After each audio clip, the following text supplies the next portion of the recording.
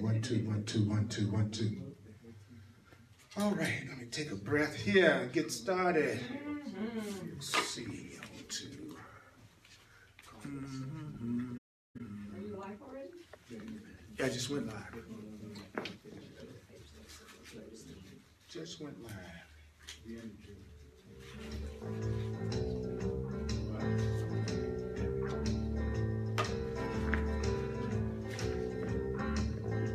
Okay, we got several 106.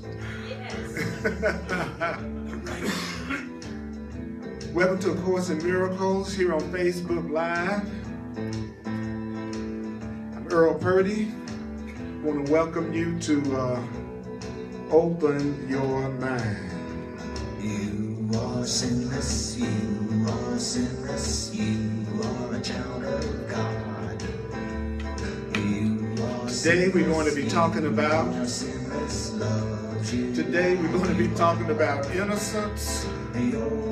and invulnerability. We're going to be talking about guiltlessness and invulnerability.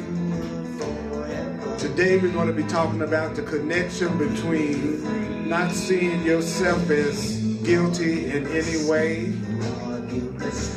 and being totally safe in the world. So this song by John Christmas fits totally into what we're talking about today.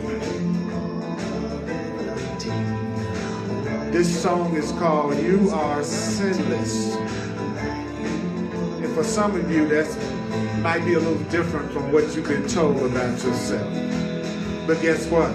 But you keep on singing, Peter. But you keep on singing. Say what? Because you keep on singing the blues. Rachel, do you sing the blues? Yeah. When you're gonna stop singing? When you're gonna stop singing? Ava, to learn you have nothing to lose. Wow. Just remember that you don't have to believe the ideas. You don't have to believe the ideas. You don't have to believe the ideas. You don't have to believe the ideas. You don't have to believe the ideas. Some of the ideas are going to be hard to believe. And some of the ideas are going to be hard to believe. Megan, some of the ideas are going to be really hard.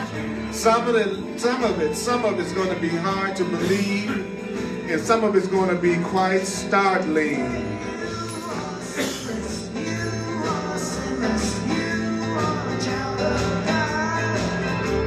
Chris, you are sinless, brother.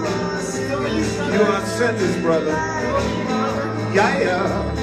Your invulnerability was your father's guarantee that you would forever be completely free. But you keep on singing. But you keep on singing, but you keep on singing. I wish this were different. I wish that was different. It's time for you to quit singing. It's time for you to quit singing, Raj. It's time for me to quit singing. Learn you have nothing to lose. You need not accept the ideas. You need not accept the ideas. You need not even welcome the ideas. You need not even welcome the ideas. Some of the ideas you may actively resist, especially virgins. Yeah. Some of the ideas you may actively resist. Some of the ideas you will find hard to believe. And some of the ideas may seem to be quite startling. But guess what? You are not asked to analyze the ideas to death at all. It is their use that will give the ideas meaning to you and will show you that the ideas are true. If you use the ideas, if you use these ideas Their use will give them meaning to you and will show you that the ideas are true. You don't have to believe it, you don't have to accept it, you don't have to welcome it. Some of the ideas will probably be hard to believe. Some of the ideas may bring up some resistance. Some of the ideas may seem to be quite startling. You're not asked to judge it at all. It's the use of the ideas that will give the ideas meaning to you and will show you that the ideas are true. It's the use of the ideas that will give the ideas meaning to you and will show you that the ideas are true. It's the use of the ideas that will give the ideas meaning to you and will show you that the ideas are true. If there's somebody around you that you don't know, would you take a minute to just say hello, introduce yourself so we won't be a bunch of strangers.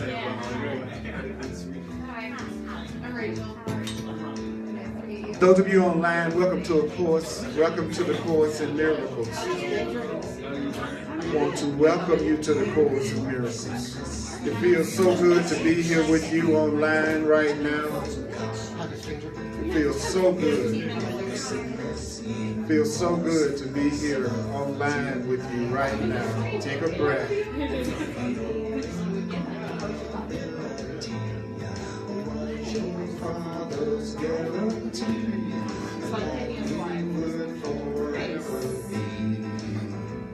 Completely free.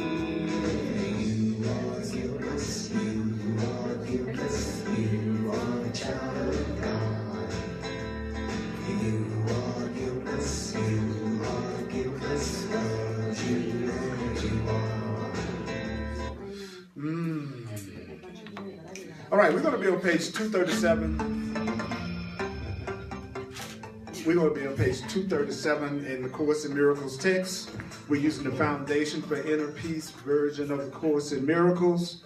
And the Foundation for Inner Peace version of the Course in Miracles, we're going to be on page 237. The Course in Miracles uses Christian terminology to describe universal spiritual themes. But it's only talking about two things, basically love or fear, or innocence or guilt. And it's basically telling us that we need to get rid of the blocks so that we'll know just how loved and lovable we are in this experience that we're having right now.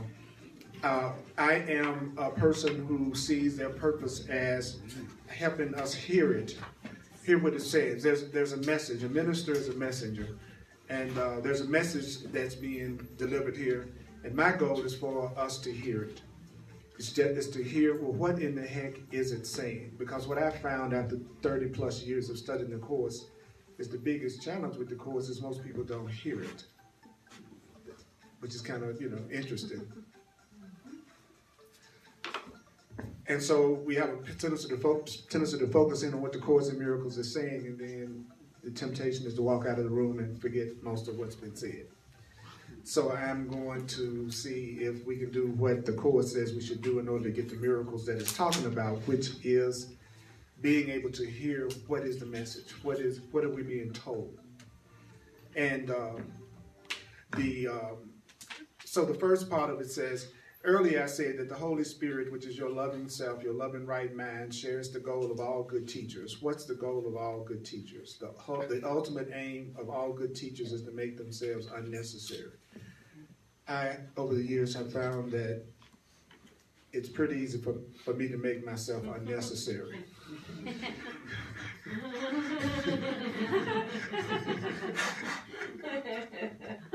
The numbers often reveal that I've become very unnecessary. So I've been a very good teacher. Okay. I find you most necessary. Well, thank you, darling. Thank you. Oh, I'm failing. I failed.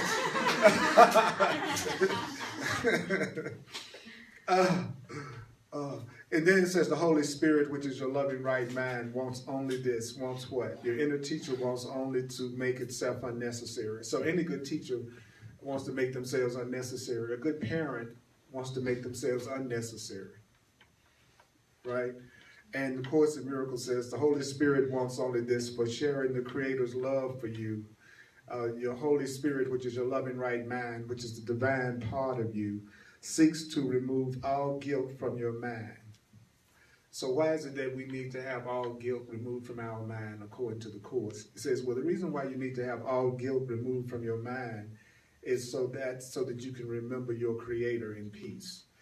So basically the Course is saying anybody that's full of guilt, they totally and completely have lost sight of God, which is love.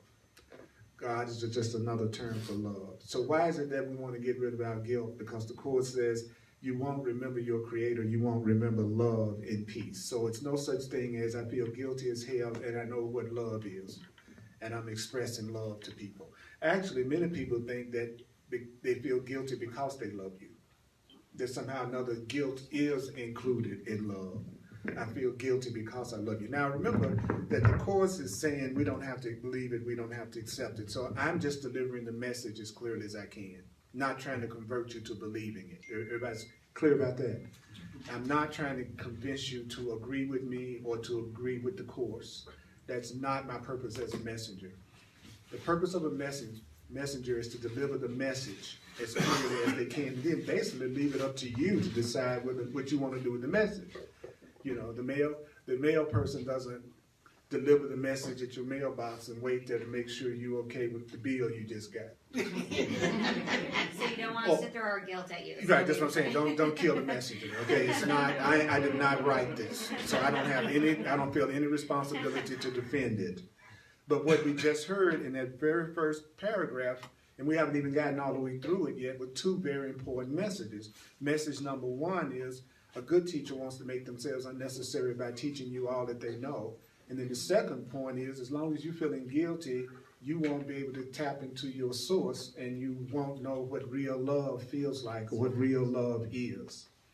Then it told us that peace and guilt are antithetical. So peace is the opposite of guilt. So I'm not feeling guilty and saying I'm feeling peaceful. I'm not feeling peaceful and feeling guilty. They're not the same thing. And it said the Father, which is our source, the Creator, can only be remembered in peace. Another term for the Creator is love. So real love, you don't remember real love until you have peace. And the Course in Miracles defines peace as total fulfillment. So when the Course in Miracles says peace, it's not talking about something boring. It's not talking about sitting in a cave contemplating your navel for 6 months. It means you're totally fulfilled. So if you're out partying like a big dog and you feel connected to everybody around you and you're sweating and drenched with sweat because you're feeling so good, then and you're feeling total fulfillment from within, you're in a state of peace. So peace doesn't necessarily mean you're sitting somewhere quiet. Because you could be sitting here quiet and be in total conflict. Mm-hmm. So just because you're all quiet doesn't mean you all don't have some issues. Okay, just because y'all said get quiet, I'm not gonna go, oh, this is a peaceful group. No, it's a hiding group. Because most of us are strangers to each other. So we have on our face, our mask. Right now we're all probably wearing our mask. So it says peace and guilt are antithetical, and the Father, which is the Creator, can be remembered only in peace. Love and guilt can't coexist. So if I'm in a relationship and all I'm feeling is guilty and angry and upset all the time, I'm not experiencing love. I'm either experiencing love or fear or love or guilt. There's no guilt in love, according to the Course. There's no fear in love. There's no anger in love. I'm either feeling anger or love. Now, we may go back and forth in terms of how much we allow that to come through us, but you're never feeling both at the same time. So you might go back and forth, right? And the way that you're going back and forth is by your interpretation of the situation that you're in. So either I'm interpreting the situation in such a way that I give myself a feeling of conflict, or I'm interpreting the situation in a way that I allow love to come through.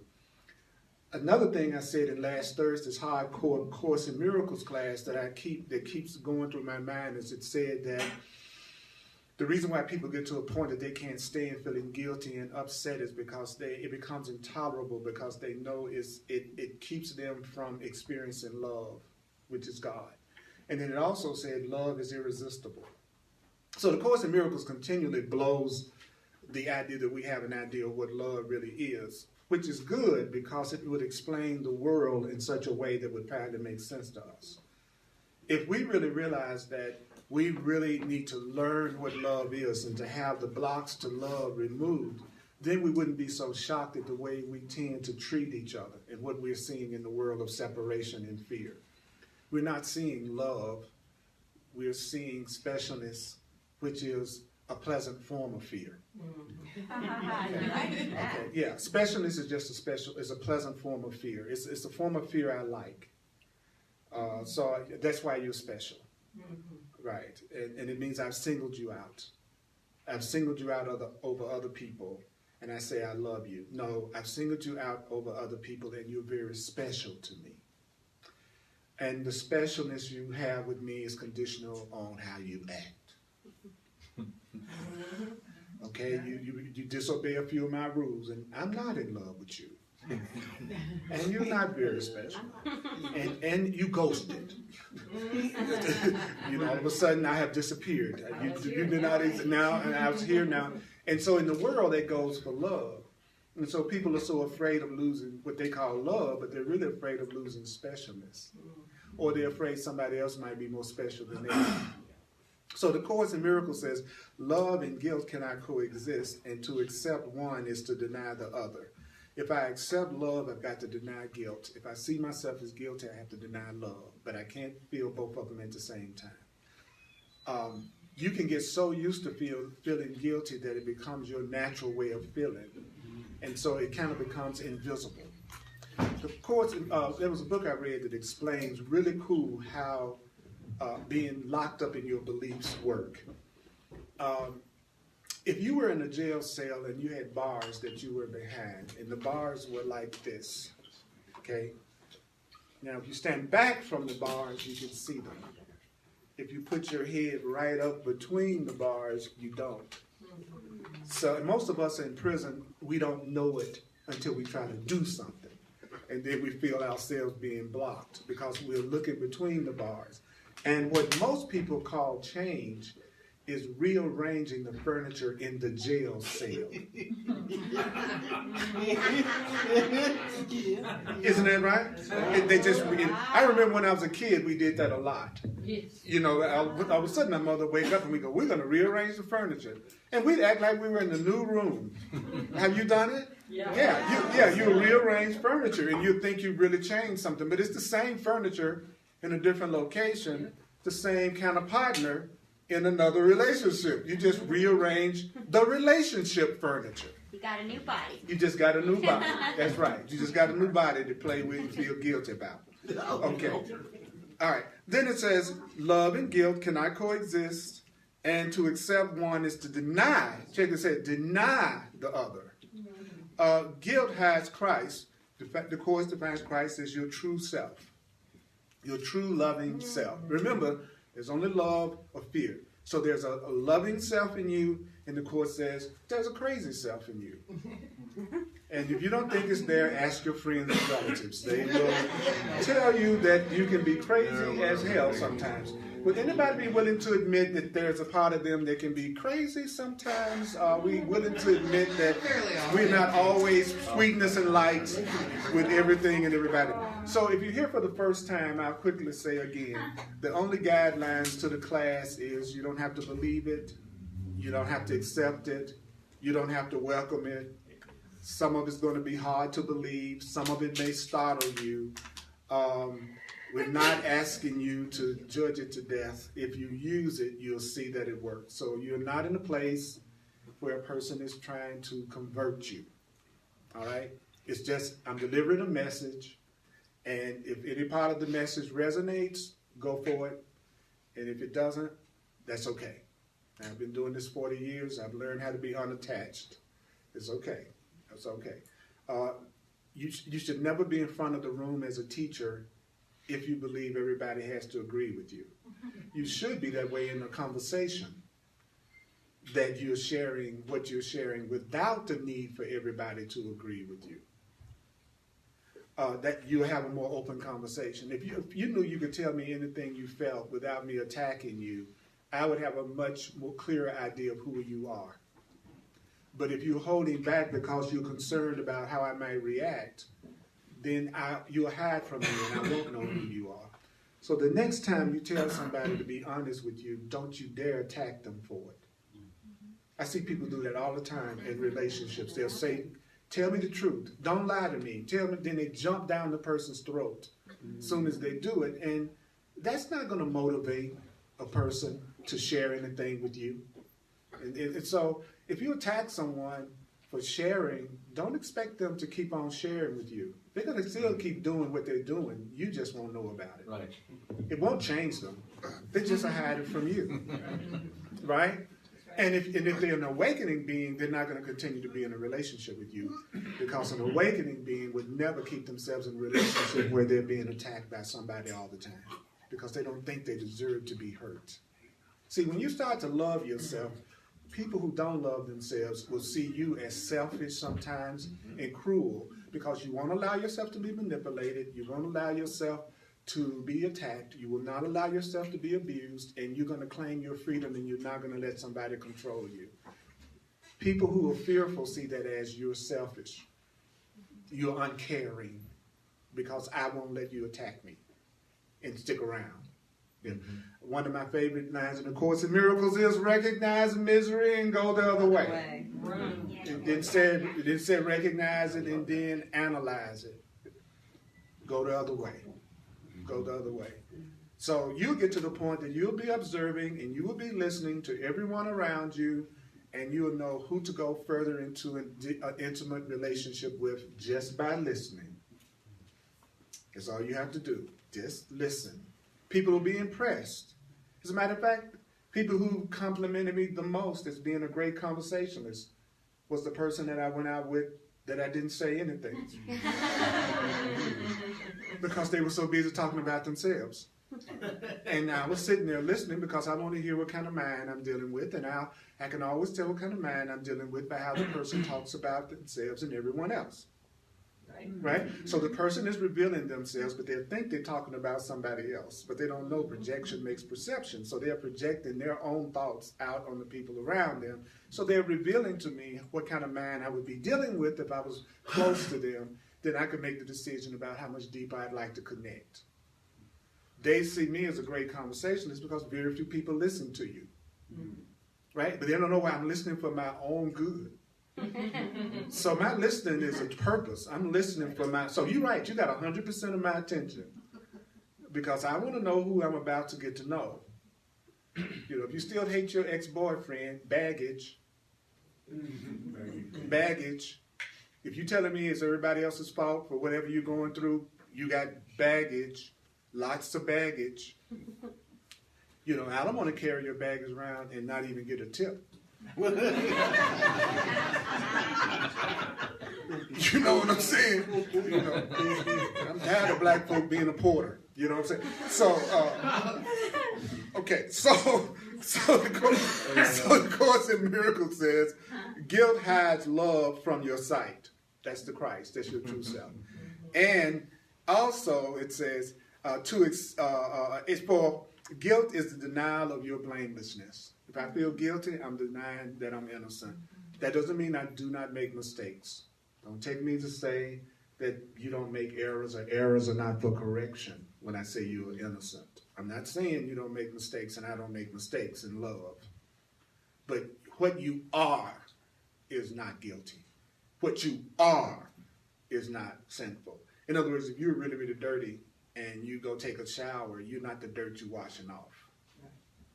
There's you, and then there's the dirt. There's you, and then there's your feelings of guilt. See the difference? That's not you. That's related to your beliefs. So what were some of the main points? Point number one, and if you're a good teacher, you're trying to make yourself unnecessary. Point number two, the Holy Spirit wants only this, to teach you everything that it knows. A good teacher is only trying to teach you everything that it knows, because your loving self shares the love for you that your Creator has for you. So your loving self is trying to get you to the love that you are. And the love that you are can be recognized by how much you're letting go of anger and guilt, which are the same thing, and fear. Then it told us that no such thing as feeling peaceful and feeling guilty. You're either feeling one or the other, and you can only remember your source or God in peace. because it's through peace that you can know the love. And it tells us that to have one, you have to be denying the other one. So if you're afraid all the time, you're denying love all the time. If you're guilty all the time, you're denying your innocence all the time. And that guilt hides your true self from your sight. Because what's hiding you from your sight is the denial of your blamelessness. Did y'all hear the message? Right. Any questions about the message? Yeah.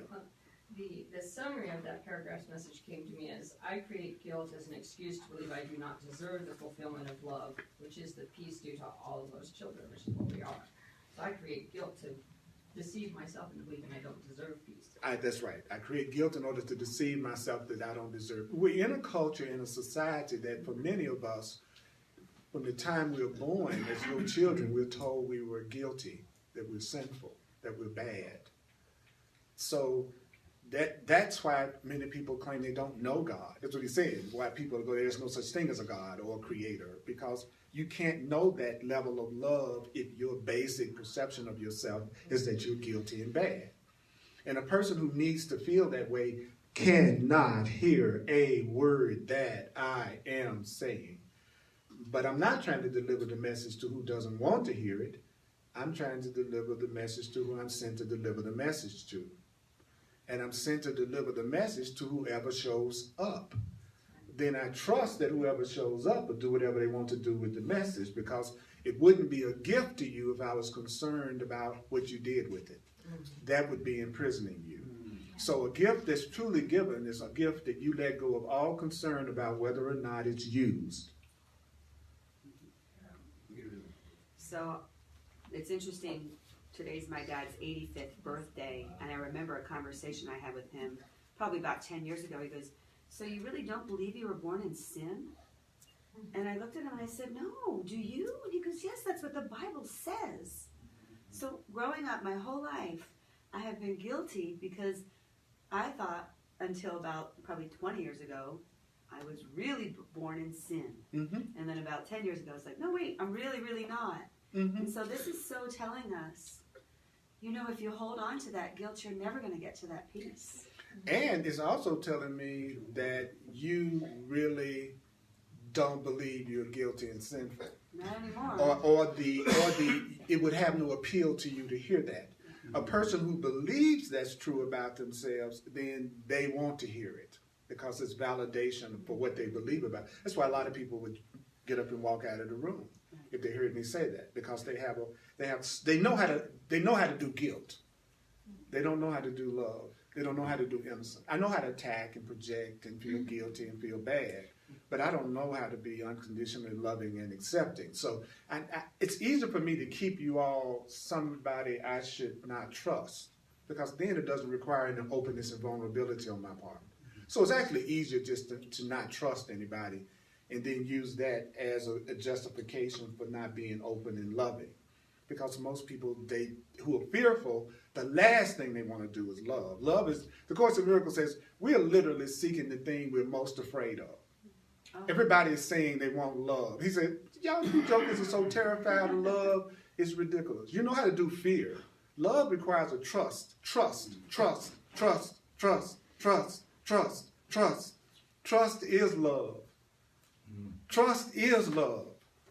If I say I love you, I'm saying I absolutely trust you. So that's a reality check right there for most of us. You totally trust me, 100%, completely trust. Now you love me. Now you love me. See, it's too easy. Yeah, Pete. On something more specific, like with the guilt. Yesterday I was in a situation where a friend of mine called me, or I called a friend of mine, and I was told, well, I'll call you back. I'm just changing clothes. I'll call you back. I could hear in my head, yeah, right. And then, as it turned out, that's what happened. 4 hours later, you know. So when he called, I started to get angry, and I thought, well, I'm creating this. And then, but I wanted to express how I felt in a way that would not throw guilt, because guilt is my middle name. And so I wanted to explain how it was okay, but I would just prefer, or it would be helpful to me if you know, if there was just a call saying things have changed, you know, and the whole time I was trying to explain this, I thought, well, I'm creating this situation, now I'm trying to put guilt on, you know, and I just didn't understand how one can maybe express what they're feeling if they believe they, you know, feel hurt, if they, you know, Okay. without throwing guilt onto the other person. Okay, you're missing the point of the message. The point of the message is for you to recognize that peace is the opposite of guilt. Right. And for you to remember that as long as you feel guilty, then you won't recognize love within yourself. Right. So you're supposed to be working on letting go of any idea of guilt that you are carrying around.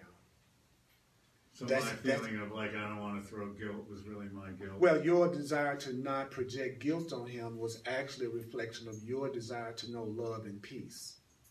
That's all that really mattered, according to the message. Now, remember what I'm saying. What we want to do is, what is the message that the Course is trying to give us? Okay? And what the Course wants us to do is walk away basically being able to remember what the paragraph said. Okay? And the minute we go off into, how do I do this with somebody else? It's a trick. It's a trick. It gets you off message. Thank you. Okay? And that's why I tied what you said, but also tied what you're saying into the message, which is the fact that you wanted to go beyond guilt and not feel guilty yourself. That's on point. The minute that you get into how what you're going to do is going to affect someone else, now you've gotten off point, because there's no way you can know how anybody's going to interpret anything you say. So that's where, like, when you say a person seems selfish, that's where the selfishness is. That I'm really trying to, I really need to take care of myself. Right, and if you project it again out to somebody else. Right, because it really doesn't matter. That person is never going to hear anything you're saying. People only hear the meaning that they are giving to what you're saying. I'll say that again. Nobody's hearing you. You're right. You're absolutely correct. Everybody's hearing themselves. They are hearing their interpretation of whatever you're saying. They are not hearing it the way you necessarily mean it. So when you get into that thing of, I need somebody else to be different in terms of how they're going to respond to me in order for me to be happy, I'm now trapped in my ego. I'm now moving in the wrong direction. Because you simply must learn to stop making anything about your happiness dependent on another person's behavior. That's the long-term goal. It's something we have to learn to do. Right? So if you never rode a bicycle, you don't get mad at yourself because you're not in a 100-mile bicycle race the first day. And we're hearing states of consciousness that we're going to have to develop, that we're going to have to grow in order to do. So because I'm giving you the message, that's not saying you right now, today, can go, oh, guilt is the opposite of peace for me. You know that's not true. It's giving you the goal. It's giving you the purpose. And it said to me, one of the most important things, it said the Holy Spirit, which is the voice for truth in God inside of us, it's our teacher. That the Course isn't even saying you're the one problem. You've been teaching yourself. That is the problem, is that we are a world full of people who are teaching themselves without going to a higher level of power, consciousness, to teach us. That we are not going to a greater source. Everybody's walking around making it up as they go along. The Course calls it your truth. Everybody's got their truth. And he says that's the most ridiculous idea in the world. There's no such thing as everybody having their truth. Everybody's got their perception. Everybody's got their interpretation. But everybody doesn't have their truth. He says that's why we clash all the time. And then people get upset with you because you don't know their truth. As if you're supposed to be able to read their mind. You got your truth and you're mad at me because I don't know it. So remember, our ego, which is a part of us that doesn't want to learn this, It's going to try to take us off message, and I'm not going to do it. I'm not going to do it. I'm not going to make it a therapy session, okay? Because if you can walk out of here today and you're going, okay, I'm going to get in touch with my teacher. I'm going to learn how to let go of any guilt. It's guilt that's keeping me from knowing love and my connection to the Creator, that I'm not feeling love when I'm feeling guilt, and my guilt is hiding my true self from me. Now you got the message, because then you'll be working on learning how to let go of the guilt. That's when you know you got the message. The ego is going to go, what about my job? And what's going to happen with my little child? And da-da-da-da-da. Well, that's a clarity session. See me after the class. I'm serious. I'm not trying to be nasty. But that's the truth. That's the truth. That's a different thing from what is it saying to us that we need to remember. You had your hand up, Megan. Then I'll get to you, Chris. Okay. Well, I was just going to say, kind of in response to the idea of like selfishness that was brought up just now by Peter, is that, you know, it's so funny how the Course teaches that everything that we're shown in this world is like so the opposite. Because if you think about it, like how selfish and self-absorbed is it of me to think that I have so much effect on other people? Like to always be like, well, how is this going to impact someone else? Or how are they going to get the message I'm trying to receive? Like, that's so much more selfish than like focusing on myself and not making myself responsible for everyone else. Because when I make myself responsible for and to everyone else, that's me having a God complex, where I think I have so much power and control over other people and their lives and their experience and how they interpret me. And if they hear what I'm saying enough, it's like that is so much more selfish than like focusing on staying in my lane and focusing on truth and taking ownership. Yeah, staying in my lane. Yeah. That's why, and what you just said was perfect, because the Course literally says that. The only responsibility that you truly have is to accept the truth for yourself. And as soon as you make it about other people, you and your ego. He says, if you will accept it, and the world is a reflection of your consciousness, that's metaphysics 101. Then once you accept it, you're going to see it in your world. You're going to start seeing it reflected back to you in your world. That's the easy way, actually. See, when I set it up that I need to change you, I'm making a lot of work for myself. But if I set it up where I have to change me, now I'm doing it where I have some power to control the situation. So really, the desire to control others is your desire not to have a change. That's actually a reflection of the desire to stay exactly the way you already are. Because now you're putting your attention where you don't have power. You don't have, you cannot change my mind.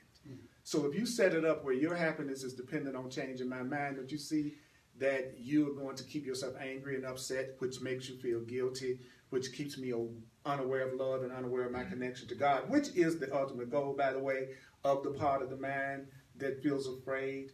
It wants to keep the love from showing up. And the way to keep the love from showing up is to keep a lot of anger and guilt going on.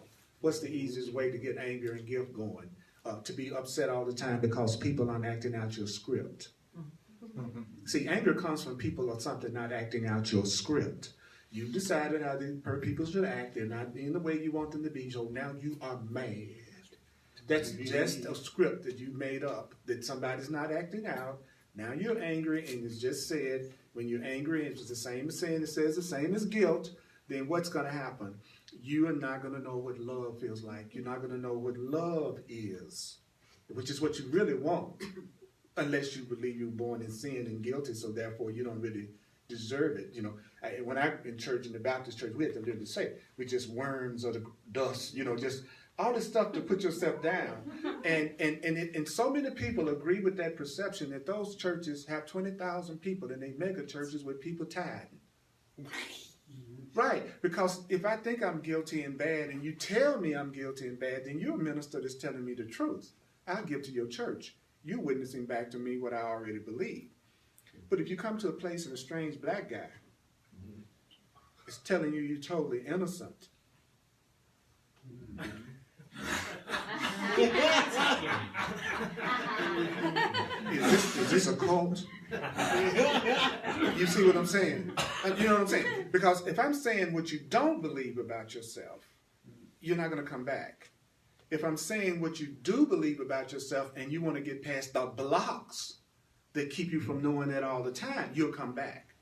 See, people want to be what they already think they are. See, you don't want to be more loving unless you thought you already were and that you thought you were capable of it. So people want to be what they already think they are.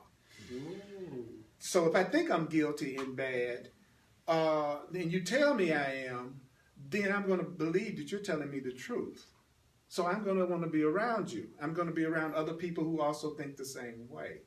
So it takes guts. It takes courage to go in the direction of unconditional love for yourself.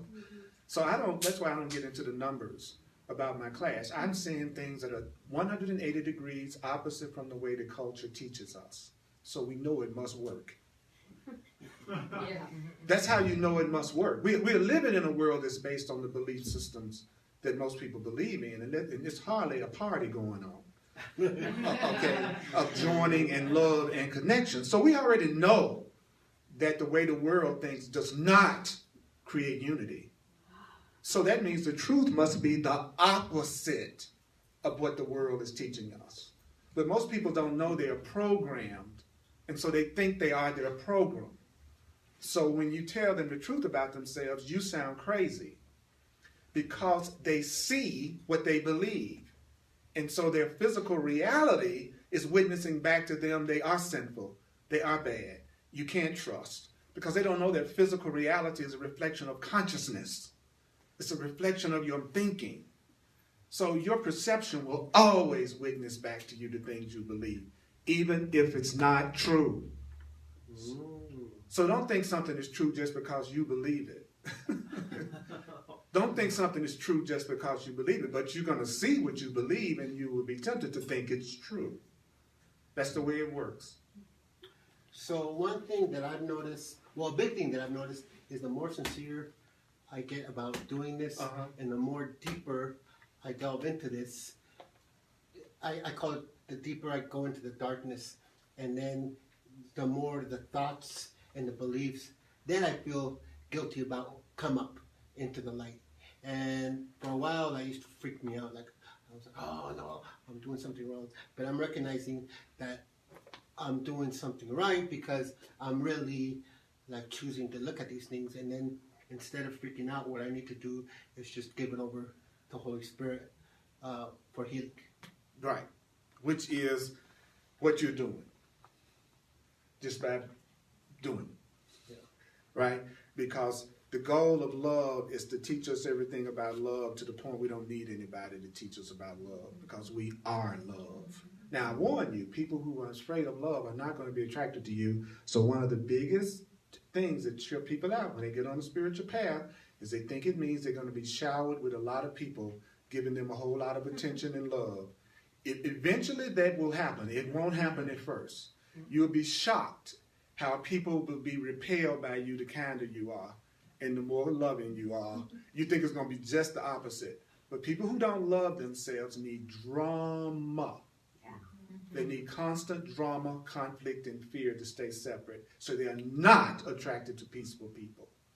So that's cool. That's a good thing. The fact that crazy people won't want you is a good thing. That's not a bad thing. Okay? I don't care what their bodies look like. And because, you know, the body sometimes will make you supersede sanity. I can't tell you the places that a butt has taken me. Okay. Long journeys. Don't look at me like I'm talking strange. Everybody in this room has been attracted to somebody because of how they looked. Or because of how crazy they are. And because of that. That's right. And because of how crazy Even they if are. they don't have a nice butt. That's right. That's right. That. That's right. Here's my number.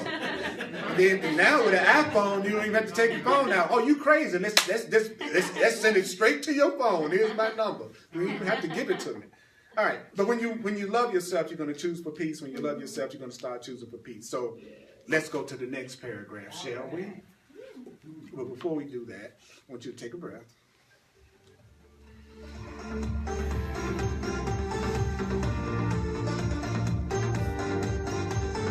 Guilt hides your true self from your sight. Guilt hides your true self from your sight. Guilt hides my true self from my sight. Guilt hides my true self from my sight. Truth hides the true self from your sight. Truth, true self from your sight. I say that guilt hides the true self from your sight. Guilt hides the true self from my sight. Guilt hides the true self from my sight. Why am I doing that? Yes. Okay, the reason I'm doing it because repetition and music and rhythm imprints your consciousness more than just intellectually trying to analyze what you see, and besides it's funky. It's a groovy beat.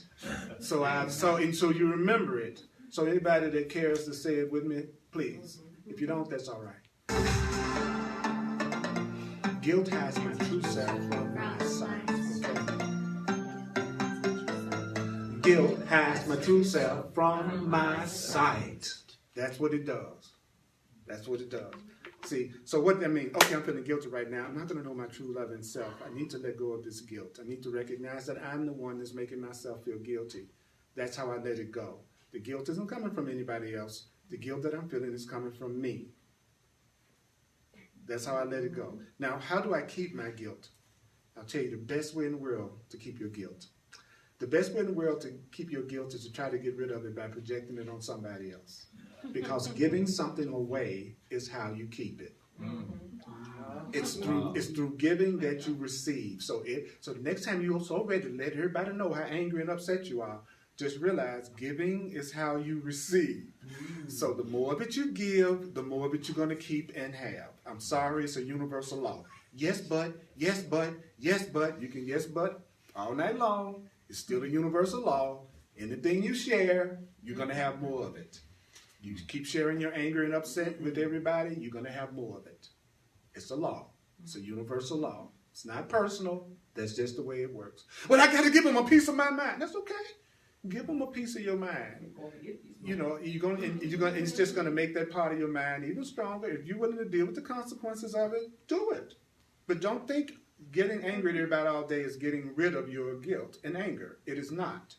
You may feel temporarily okay because you told somebody off, but you just increased it in your mind, and you'll start attracting more people that you have to tell off. You know, and before you know it, you're surrounded by people you can't stand. That's what you call it. I'm surrounded by people I don't like, because you're always giving your anger and guilt and projecting it on everybody else, and that keeps it in your mind. But see, the good news is if I give peace and joy and love and freedom to everybody else, I have more of that too. So don't just look at the negative side of a universal law. There's a positive side of every universal law, which is, then I just give what I want to receive. That's all. Because giving is asking. Giving is how you ask metaphysically. See, asking metaphysically is not, would you give me more love? That's not a true asking. A true asking would be, I'm giving you love. And whatever I give is what I'm asking for. So I will receive more love. So to ask for something, you truly give it. That's how you ask for it. I'm most generous financially when I think I'm in an ebb cycle of finances, more so than I am when I think I'm in a flow cycle of finances. Because I know I wouldn't be in the ebb cycle of finances if I was really sharing. But the ego would say, that's when I should try to hang on to every penny I got, because I'm in lack consciousness. So the universal laws work, but most people don't try them. They don't even know them. They don't even know they exist. So then the more judgmental and condemning I am of politicians, the more I get that back. Well, just think of it this way. I will receive what I'm giving now. That's in one of the Course in Miracles lessons. Okay, and take a minute to breathe, Chris. Like when you're feeling that temptation to attack come up, just take a minute to breathe. Because that pause that you take to breathe can make all the difference in the world in terms of what you do next. If you take a moment to breathe, like if I feel myself making myself angry, I try to go, breathe, Purdy. Take a deep breath. So sometimes you may see me going, and you've seen people doing that before. If they keep breathing like that, they're going to actually cool out. And you see people that are really mad, they go, then that's the best thing in the world they could do, because that breath is going to give them space to deal with that. You know, You know, if you're in a relationship and both of you are angry and going off at each other, the best thing you could do is go, I tell you what, we both need to separate right now, cool out, then come back together. But people do just the opposite. Don't you walk away from me right now. You better stay here right now and deal with this right now. Well, right now I want to kill you. So it might be to your advantage if you let me get in the car and drive off for the purpose of seeing your butt differently.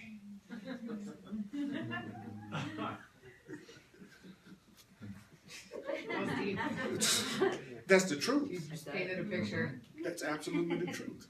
So here's my situation. I'm on this board, and I've got this person that works for the board, and she just won't do the things the board asks her to do.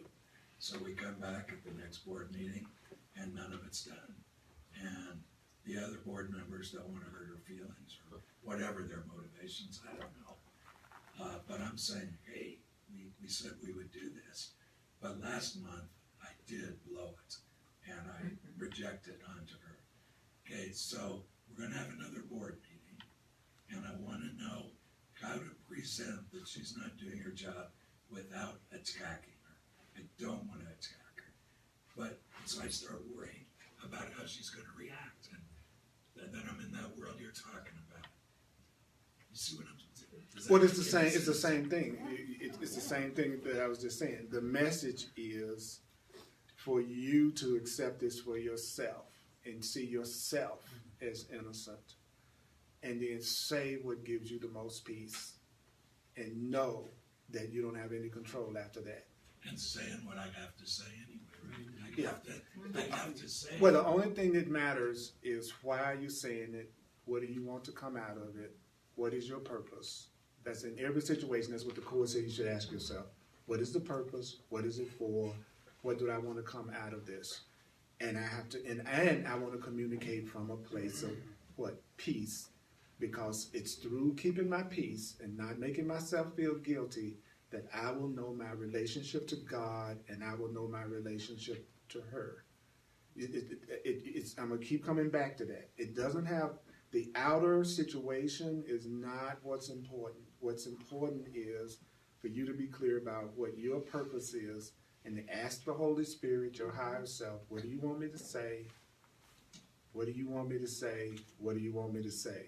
And then say what you feel led to say from as peaceful a place as you can, because you don't have any control over how anybody's going to react. See what I'm saying? It's the same thing. We're all trying to figure out, well, how can I make sure I say it in a way that the other person is going to get it? And I'm just saying you got to you can't do it. You can't do it. What you can do is you can say it from a place in you that you want to be coming from a peaceful place. That's as much as you can do. Okay, I'm going to go to the next. I was just going to say, I think also something that is a universal law. Sometimes if you get attached to the idea that she won't do those jobs, then you're already got that view. And maybe if you got unattached that maybe she can do the job and just let go of thinking she can't, it could open up the space for her to do the job. So, I mean, sometimes that opens up the energy too. Yes, right. That's true. That's true. Why do I want to get rid of the guilt? I want to get rid of the guilt so I can remember God in peace. See, that's what the Course is saying to us. It's saying the reason why you want to get rid of the guilt has nothing to do with the other person. The reason why you want to get rid of the guilt is so you can remember love within yourself in peace. The message is, I can't feel peaceful and feel guilty and then remember my relationship to my Creator. I can't keep feeling guilty and angry and know my true self. So really the message is, do I want to know my true self? Yes, then I need to learn how to let go of guilt. Do I need to recognize how I'll know peace? Well, then I need to learn how to let go of guilt. Who's going to help me remove all the guilt from my mind? My Holy Spirit, my higher selves. Why? So that I can remember God. See, again, that's the message of the Course, is to remember, why am I doing this? So that I can know my relationship to love. So I can know, in other words, the Course is trying to get us to the deeper deal. The deal beyond what's happening on my job. the deal behind what the person said that they were going to do that they didn't do. See, our ego loves to keep us focused on the superficial causes of the problem and not get us to go to the core issue, which is my relationship to my Creator. I'm feeling my relationship to God. I did not create myself. I need to get in touch with love. What's keeping me from being in touch with love? It's any feelings of guilt or anger. What is that doing? It's keeping me from knowing how loving I am. See, from the perception of me doing it so that I can know truth and peace in my relationship to God. That's what the Course's message is about. The Course's message is not about how can I manipulate the outer world. It's all about how can I change my mind so I can know love within myself that has nothing to do with what anybody else does. See, that's the beauty of the Course.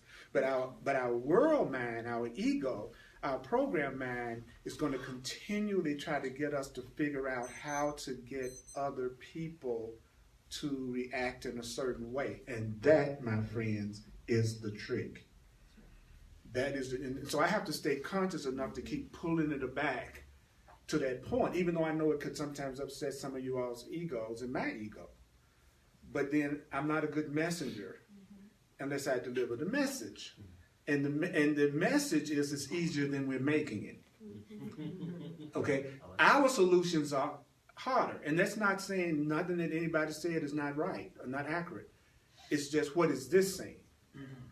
Well, what is this saying? Well, it's saying, in the strange world that you have made, I love that. In the strange world that you have made, you, the child of God, has sinned.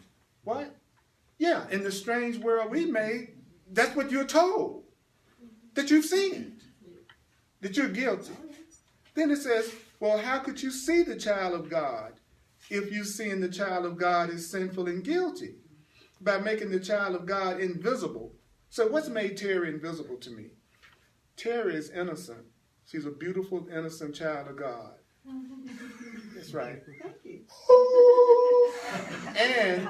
But if I see her as guilty and sinful, then Terry is now invisible.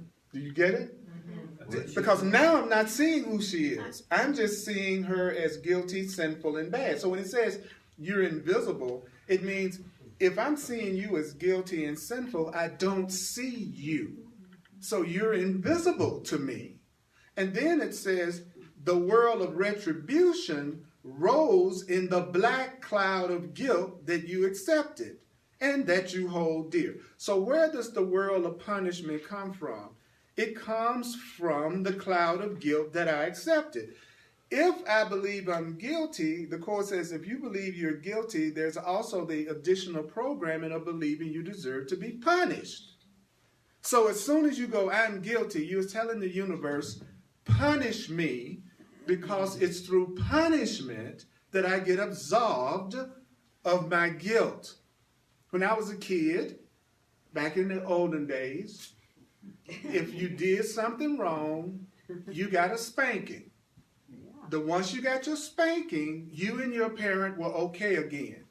I don't know about you, but that's the way it was. If I did something wrong and I got a spanking, then me and mom were cool again. So we are part of a culture that teaches us that punishment is correction. So if you see yourself as guilty, you are literally telling the universe to punish you. Then you're shocked when you get sick. You're shocked when you have an accident. You're shocked when you're lonely. You're shocked when you have a relationship that's abusive. You're shocked if you're on a job that you hate. And you don't realize all those things are just forms of retribution. They're just forms of punishment on yourself. But they are also calls for love. They're also calls for love. They're also your way of saying to the universe, I need to remember my innocence right now. Because I'm truly innocent, and there's some part of me that's forgotten that, and so I'm feeling angry, or I'm punishing myself right now, but I deserve love. That's part 2. Part 1 is the guilt is a request for punishment. Part 2 is my guilt is a request for my innocence and the knowledge of it. And so if you're in a holy relationship with somebody, as the Course we call it, if you're in a truly loving relationship with somebody, they won't let you forget that you don't deserve to be punished. You'll be putting yourself down. They'll be saying, no, you deserve love. You deserve help. You're a beautiful being. That's what a holy relationship partner tells you. A special relationship partner based on the world tells you, and let me tell you what else you did.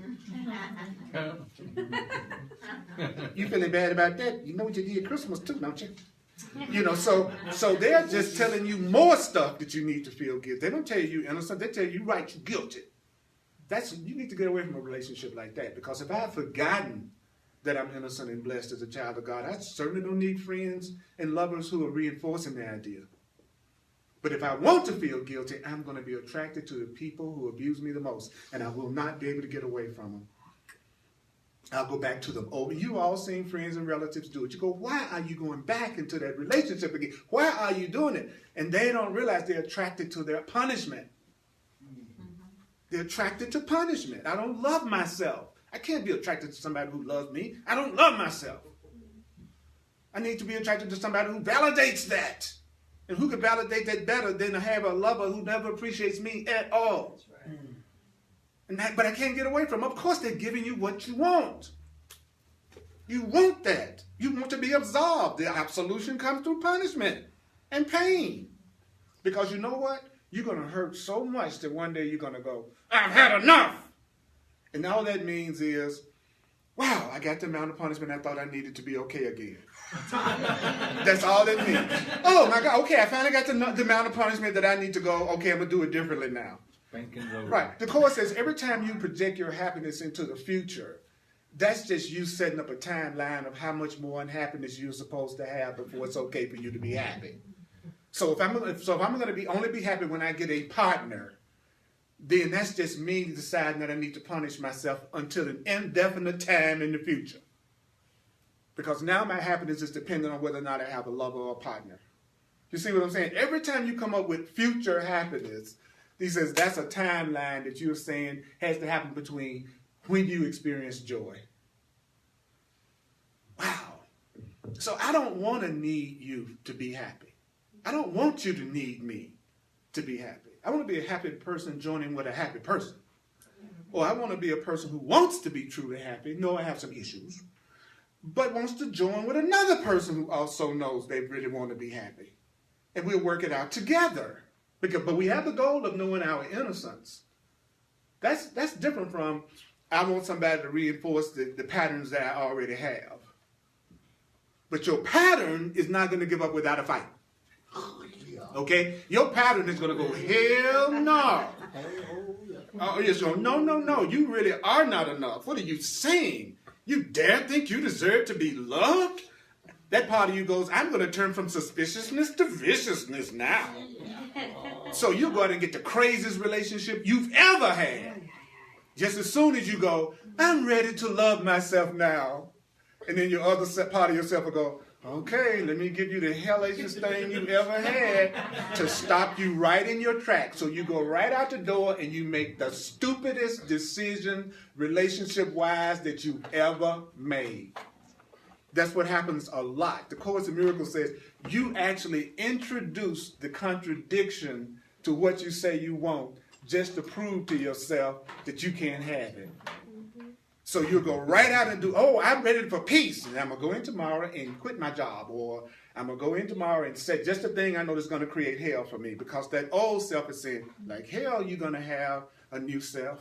I'm your old self. I'm your guilty self. I'm your angry self. I'm the you that's used to being not enough, not loved, abused, misused. I've been directing your life all your life. You think just because you picked up that little blue book, I'm just going to sit down and just let you have the peace you think you want? That's why you need the Holy Spirit. That's why you need your divine self. It can overrule you trying to heal you. You can't do it by yourself. The Course is saying, y'all need to stop thinking you're going to reach enlightenment through your own ingeniousness, your own inventiveness, and you trying to figure out on your own how it's going to happen. You have a greater self. That's still you, but it's a heck of a lot smarter than the you you're identifying with. It's still you. The Holy Spirit is you. God is you. We are all one part of that one self. But the Course is saying, but the you identify with is the one that feels guilty and angry and upset. So you can't let that one guide you anymore. So how do you know when that part of you is trying to guide you? Very easy. Want to know? It's how you feel. If you're getting ready to act out of anger and fear, it's your ego in charge. You don't have to wonder what part of you is guiding you. I'm mad and I'm letting my anger direct my actions. I'm going to make a wrong decision now. I'm feeling guilty and I'm getting ready to let my guilt direct my actions. You're getting ready to make a wrong decision now. You can count on it. The best it's going to give you is a temporary effect. That's the best it'll do. It'll make it look like just for a little while you made a good decision when you make decisions out of anger. They never last. The peace never lasts. And you know your own experience teaches you that. You know what I'm saying is not theoretical. Your own life experience is teaching you the truth of what's coming through me right now. You know, you go off, you feel good for a minute, but you get angry again. So that means you didn't solve it. Or it wouldn't come back. The Course says radical stuff like that. If you were ever really healed, you would only need to be healed once. But you could keep going back over and over for the same things. That's because you were never healed in the first place. That's why you keep having the problem over again. You never allowed the right answer to happen in the first place. So you wouldn't have to keep going through it over and over again. Woo! Woo! You know, the message, I didn't write it. And I'm glad that I'm unknown. I have freedom. Nobody knows about me. You know, well, not enough people that anybody allowed to get. I don't see no paparazzi nowhere out there. So I'm good to go. I'm good to go. Oh, God, I need to hear this. Oh, okay. All right. I'm going to say the last sentence. And then I know it's this time passes so fast when you're being tortured beyond your wildest imagination, don't it? Okay. By making him, who? The child of God, invisible, the world of retribution, I love this, in the black cloud of guilt that you accepted. And the last part of the sentence is what? And you hold it dear.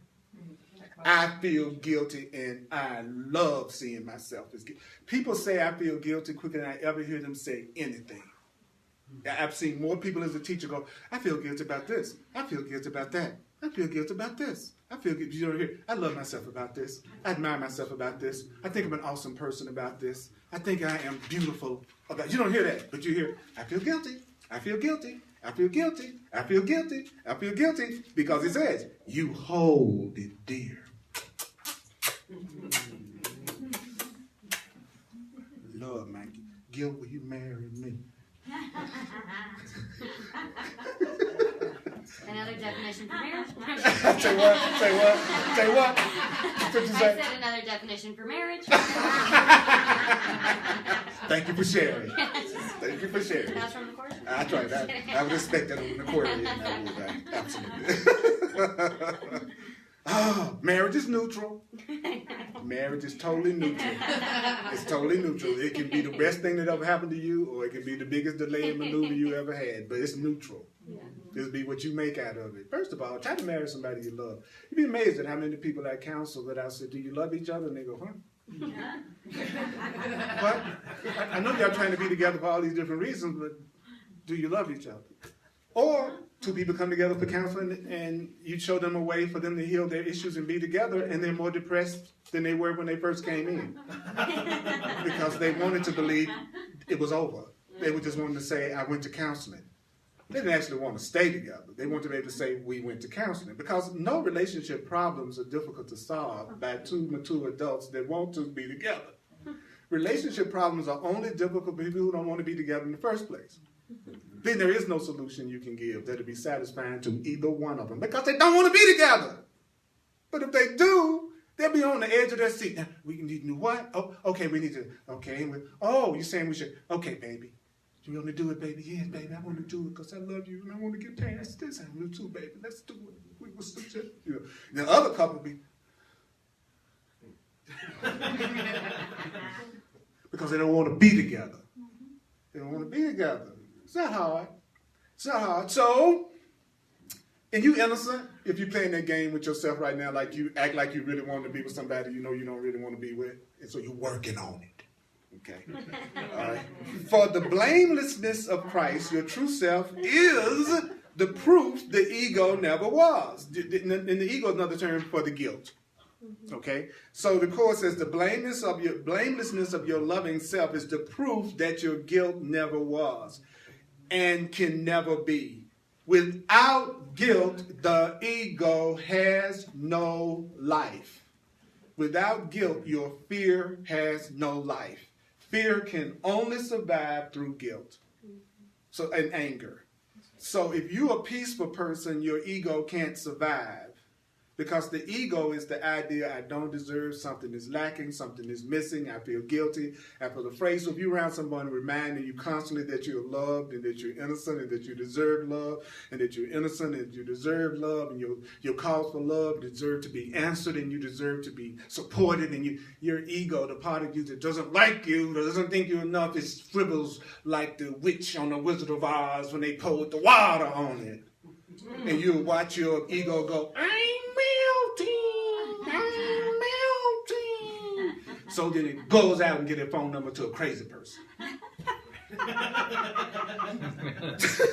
So they can get back in the conflict and back into the guilt again, right? Right? So the Course says what? Without guilt, the fear in you, the ego, has no life, and God's Son, that means love's creation, is without guilt. How could the creation of the Creator be guilty? So who you really are is without guilt. What you really are is innocent. See, that should be like the kind of cheers you hear at a Broncos game. But, right? But I always joke about watch the reaction. You all are beautiful. You're innocent. You deserve innocence. You're totally innocent. Not a peep. Not a peep. Which lets us know there's a part of us that's a sobering idea. That's an idea that has to be integrated. And that's okay. At least you know the direction you want to go in. And I promise you, the more you go in the direction of your innocence, the easier your life will become. And situations that you've been trying to figure out how to solve for years will start to solve themselves. You'll be tripped out at how much your experience will start to take care of itself if you do the simple things that the Course in Miracles and other truth teachings tell you to do. Because that's what you deserve. Would you acknowledge you? Would you acknowledge you? Yeah. Those of you online, love you. So we'll do a quick little recap, really quick, and let's do the financial expression of appreciation. I really thank you as a full-time teacher. Thank you so much for seeing value in what comes through me. Where'd you go? I want to tell you online, if you want to make a financial expression of appreciation, go to earlpurdy.com, www.earlpurdy.com. Oh yeah, oh yeah. I am available for clarity sessions. If you want to get past some blocks and you want to answer some of the questions we heard today about how do we apply this to our personal life, that's what my clarity sessions are about. It's about taking it to the next level where I can actually concentrate with you on the issues. And so go to my website, earlpurdy.com. That's the best way. And we can have an opportunity to get past the blocks. And I've also been an astrologer and a numerologist for those people who are open to intuitive psychic awarenesses also, because their minds are open. I'm available to use that along with the session if you're open to it. Go to my website, earlpurdy.com. Now, thank you. On Tuesdays, I do the Way of Mastery at 7 p.m. on Facebook Live, Mountain Time. Thursdays, we do hardcore Course in Miracles. that's especially geared toward people who are studying the course, that they made a decision they really want to study it. That's when I can really get down, because it's not as much resistance that naturally comes at the very beginning. And then on Sundays, we got the Juicy Live folk in the house. Whoa, Juicy Live people in the house. That means Juicy Live people in the house. That's what I thought. Want to thank you for coming. So you can do it in personal, and also see it live. And share these videos. I need your support. I want your support. And one of the ways that you can help extend this innocent ministry is through sharing the video on Facebook, and also put it on YouTube Live. Want to thank CJ for narrating. I love you and appreciate you for your help and everything you do. I really do. It makes a difference. It makes a difference, y'all. Okay. Here we go.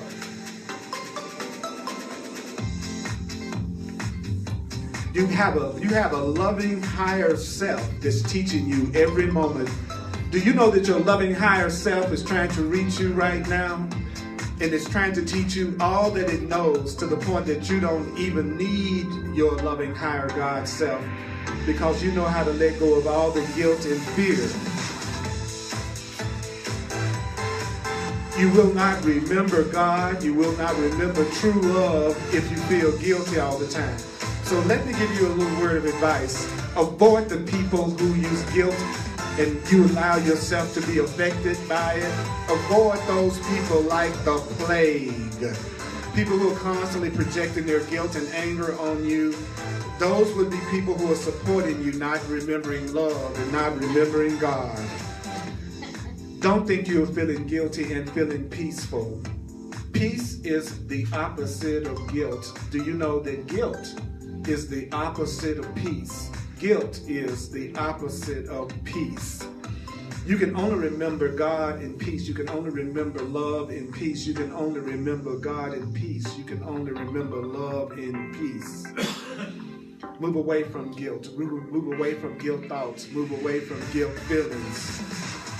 Guilt hides your loving self from your sight. You've made a strange world, and in your strange world, there's a part of you that may believe that you are guilty and sinful. That's a lie.